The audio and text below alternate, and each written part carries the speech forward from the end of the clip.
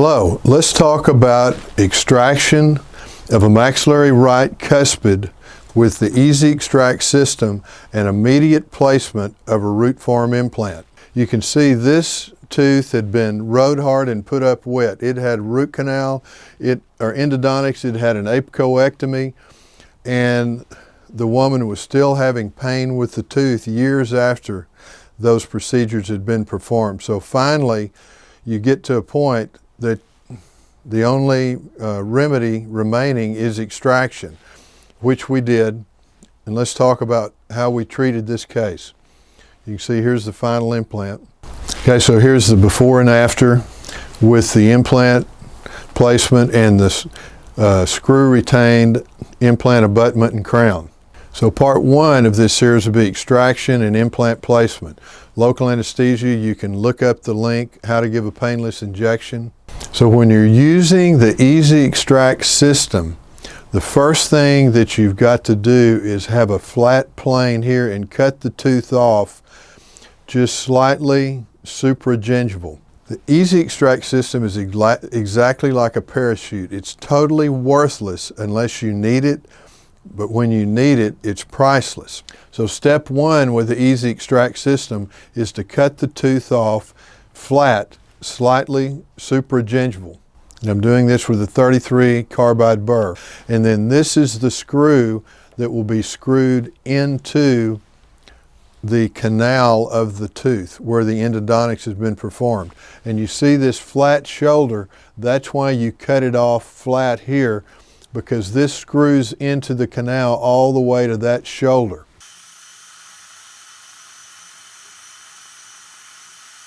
You can see we've cut that off flat. There's the canal. And then you use these drills. This is the Easy Extract system.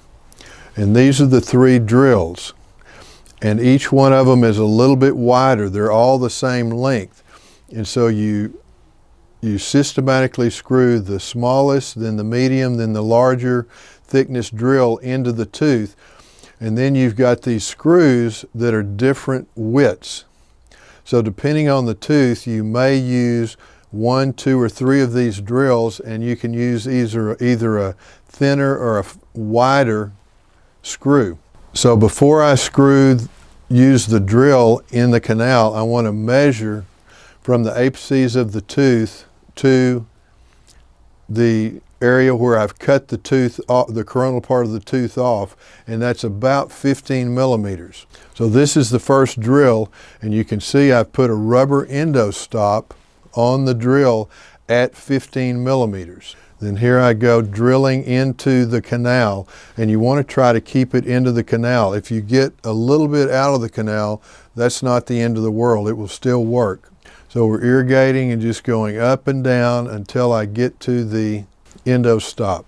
If you drill slightly through the apices of the canal, that's not a real problem either. Okay, so again, now here's the second drill, and it's a little bit wider than the first one. So we're going back into the same orifice, just with kind of light, medium pressure, drilling to depth. You see so I decided to stop at the second drill. Now I'm screwing the medium-sized screw into that hole.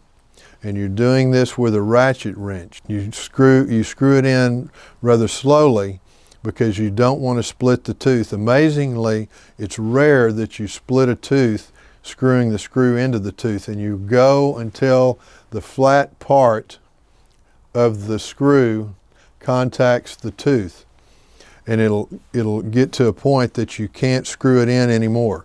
Then this is a tray with a hole right here, and this fits over that screw, and I'm squirting Blue Moose dental impression bite registration material on the holes in the tray on each side of that hole. You've got to work rather quickly. These are going to be the stops on the adjacent teeth. See, so I'm fitting this over the hole. Now this is a key point. As you push this down onto the adjacent teeth, push the tray and the Blue Moose down on the adjacent teeth, take your extractor and place this over the screw so you're sure that you've got the right space for the extractor. See, I'm placing that, and I know that's ideal, and I'm using that to guide me as I push the tray to place on the adjacent teeth. So this tray is supported by the adjacent teeth and the blue mousse that contacts those adjacent teeth. And then you're going to screw this knob, and this screw is going to move this way and slowly extract that tooth straight out of the socket. It's amazing to watch it happen. It really works, and I can't imagine practicing without it. Okay, so you can see I'm turning this screw on the other end of the extractor, and as I turn that screw, this part is slowly moving up and applying pressure from within that tooth root in an apical direction, and it's braced against the tray, which is supported by the adjacent teeth with the blue mousse. Now the way I do this, I screw it until it's pretty tight, and then I leave it, and I'll go check a hygiene patient or something like that and give it 5 minutes of pressure on that tooth, and most of the time when I return to the operatory, the tooth is extracted.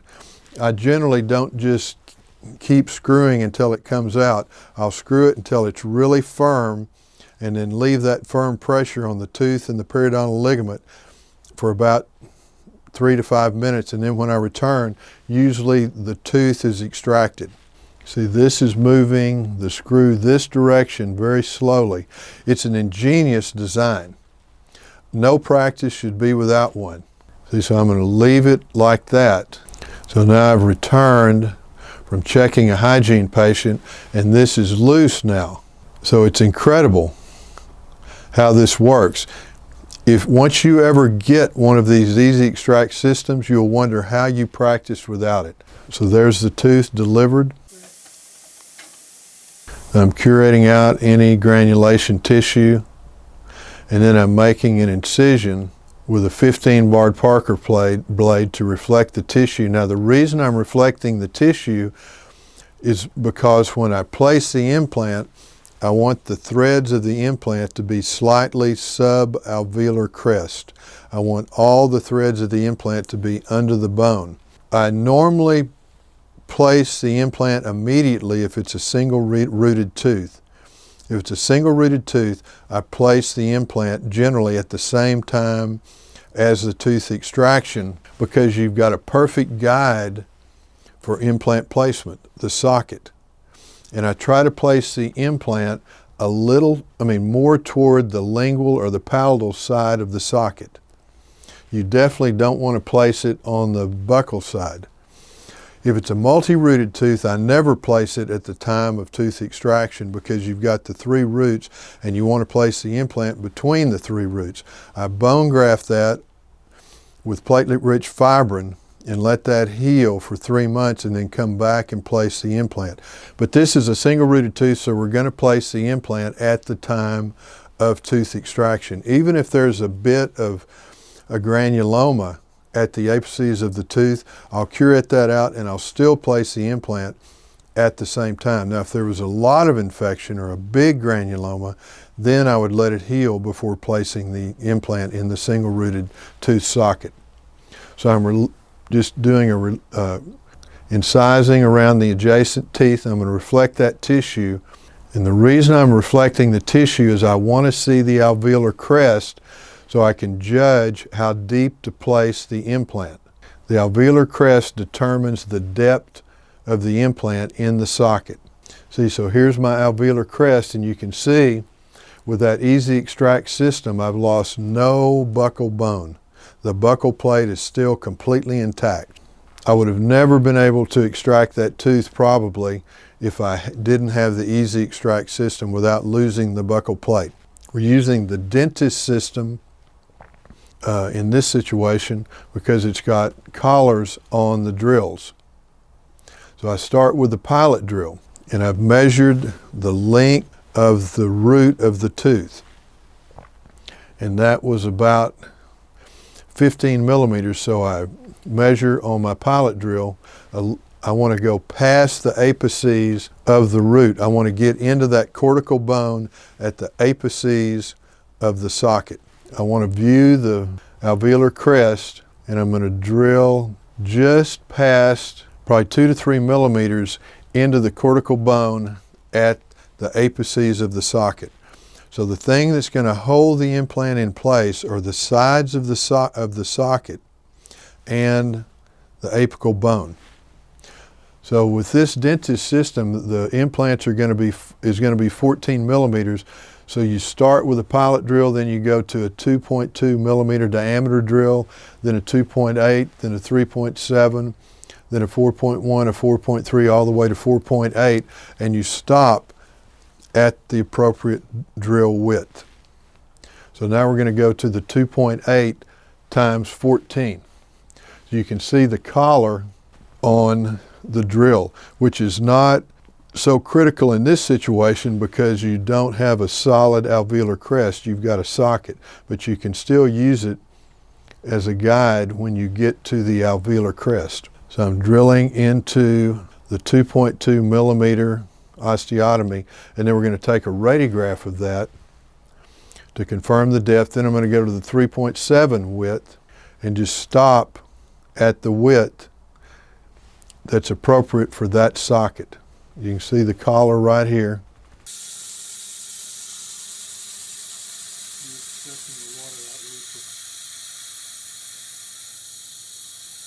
Then we're going to go on to the 4.1.